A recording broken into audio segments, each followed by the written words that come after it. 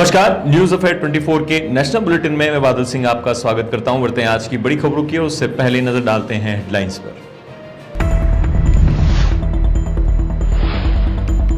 तीसरी बार मोदी लेंगे पीएम पद की शपथ। राष्ट्रपति भवन और होटल में कड़ी सुरक्षा शुरू। कई देशों के राष्ट्राध्यक्ष होंगे शामिल।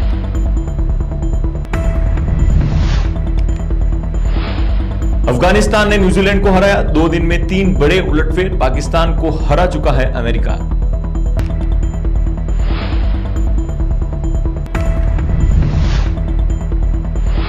कंगना रनौत को थप्पड़ मारने वाली महिला जवान का होगा सम्मान। पंजाब में किसानों के चल रहे धरने में उठी यह बात।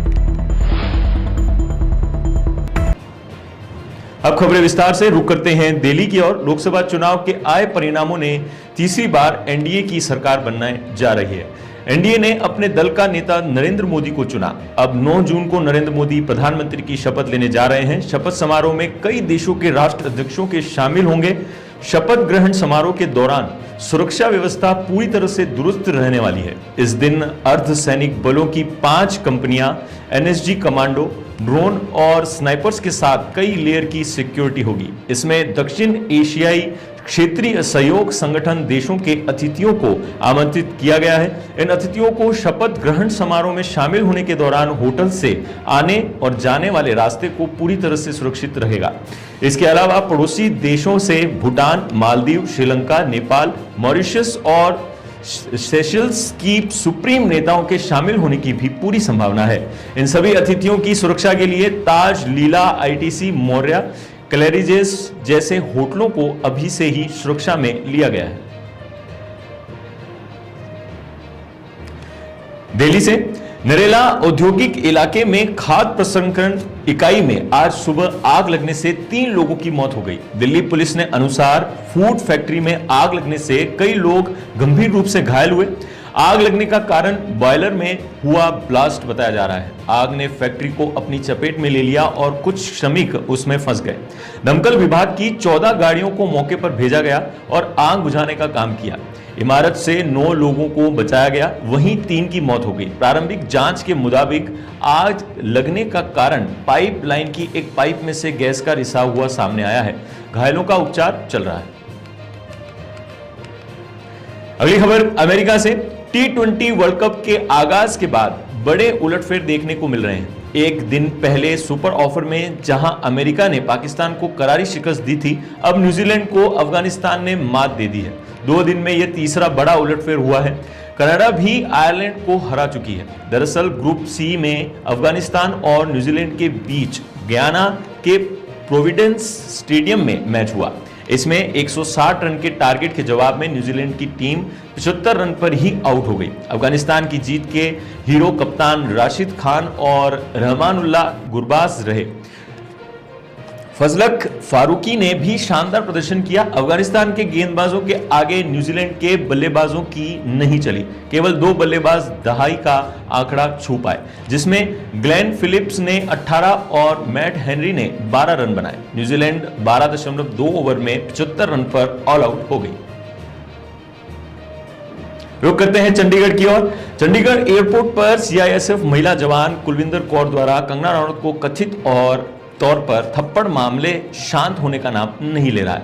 अब इस मामले में फिल्मी सितारे हिमाचल प्रदेश की मंडी सीट से सांसद बनी कंगना रनौत के सपोर्ट में उतरे हैं। बॉलीवुड एक्टर शेखर सुमन से एक इवेंट में कंगना के साथ हुई बदसलूकी के बारे में पूछा तो उन्होंने कड़े शब्दों में इसकी निंदा की। शेखर सुमन ने कहा, यह बहुत ही गलत और दुर्भाग्यपूर्ण है। ऐसा किसी के साथ भी नहीं होना चाहिए। ये गैर कानूनी है। जो उन्होंने किया है उन्हें उसकी सजा मिलनी चाहिए। एक्टर अनुपम खेर ने मामले पर दुख जाहिर किया। उन्होंने कहा कि मुझे बहुत अफसोस हुआ। एक महिला के साथ एक दूसरी महिला ने अपनी पोजीशन का फायदा उठाकर जो इस तरह की हरकत की है वो बिल्कुल गलत है। इस पर कानूनी कार्रवाई होनी चाहिए। एक्टर नाना पाटेकर ने थप्पड़ कांड पर कहा कि यह बहुत ही गलत है, ऐसा नहीं होना चाहिए। रुक करते हैं पंजाब की ओर। कंगना रनौत के साथ सीआईएसएफ महिला जवान कुलविंदर कौर द्वारा बदसलूकी मामले में एक तरफ बॉलीवुड कंगना के समर्थन में आ रहा है तो वहीं दूसरी तरफ महिला जवान को सम्मानित करने की बात सामने आई है। पंजाब के जिंद के उचाना उपमंडल कार्यालय में चल रहे किसानों के धरने में मीटिंग हुई जिसमें सभी की सहमति से फैसला लिया गया है कि बीजेपी सांसद कंगना रनौत को थप्पड़ मारने वाली सीआईएसएफ कांस्टेबल कुलविंदर कौर को सम्मानित किया जाएगा। यह मीटिंग धरना संयोजक आजाद भालवा की अध्यक्षता में हुई। भालवा ने हुआ कि कुलविंदर कौर के थप्पड़ की गूंज पूरी दुनिया में गई है। इस घटना के बाद भी कंगना रनौत आतंकवाद के संबंध में बयान दे रही है जबकि देश के अंदर पूरी शांति है। आज भी उनकी जुबान पर कंट्रोल नहीं है। कुलविंदर कौर की भावनाओं को ठेस पहुंची थी। किसी के मां बाप को गाली देना सही नहीं है।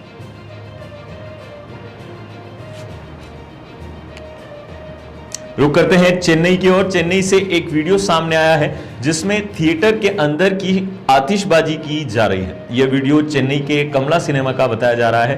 दरअसल कमल हसन की फिल्म इंडियन 2 12 जुलाई को रिलीज होने जा रही है जिसका फैंस लंबे समय से इंतजार कर रहे हैं। इससे पहले दर्शकों के पास इसके पहले भाग को देखने का सुनहरा मौका है, इसलिए चेन्नई में इंडियन फिल्म को फिर से थिएटर में दिखाया गया जो वर्ष 1996 में रिलीज हुई थी। इसमें कमल हसन के साथ मनीषा कोइराला और उर्मिला मातोंडकर ने भी अभिनय किया था। इस फिल्म को देखने बड़ी संख्या में दर्शक पहुंचे। दर्शकों का एक समूह तो इंडियन इस बैंक के प्रिंट वाली टी शर्ट पहनकर आया था। थिएटर में खूब हो हल्ला देखने को मिला। इतना ही नहीं, कुछ लोगों ने तो सिनेमा घर के अंदर ही आतिशबाजी शुरू कर दी।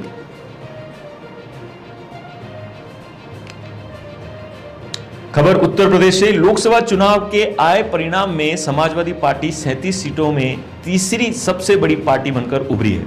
इसी को लेकर सपा सुप्रीमो अखिलेश यादव का प्रदेश पार्टी मुख्यालय पर जोरदार स्वागत किया गया। उन्होंने अयोध्या से सपा की जीत पर कहा कि इस लोकसभा चुनाव में विचारधारा और संविधान की जीत हुई है। जनता ने संविधान और लोकतंत्र को बचाने का काम किया है। अखिलेश यादव ने सभी निर्वाचित सांसदों को बधाई देते हुए कहा कि हर शोषित, पीड़ित और वंचित की सेवा ही हम सबका पहला कर्तव्य है। हमारे जो भी प्रत्याशी भाजपाई प्रशासनिक घपलों की वजह से जीत दर्ज नहीं कर पाए, दरअसल वो सब भी जीते हुए ही हैं। वहीं प्रदेश सपा मुख्यालय पर अयोध्या से आए बाल योगी संत रामदास ने अखिलेश यादव को रामनवमी दुपट्टा पहनाया।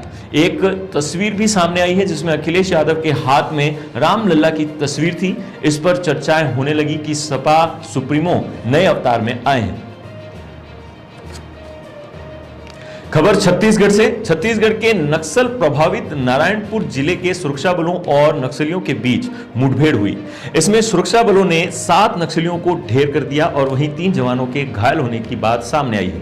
पुलिस अधिकारियों ने बताया कि सुरक्षा बलों को नक्सल विरोधी अभियान में नारायणपुर, दंतेवाड़ा और कोंडागांव जिले की सीमा पर स्थित मुगेंडी और गोबेल क्षेत्र में भेजा गया था। सुरक्षा बल के जवान जब गोबेल क्षेत्र में थे तब नक्सलियों ने गोलीबारी शुरू कर दी, जिसके बाद सुरक्षा बलों ने भी जवाबी कार्रवाई की। दोनों ओर से दिन भर रुक रुक कर गोलीबारी हुई। इस मुठभेड़ में सुरक्षा बलों ने अभी तक 7 नक्सलियों के शव बरामद किए हैं। साथ ही बड़ी संख्या में नक्सलियों के घायल होने की संभावना है।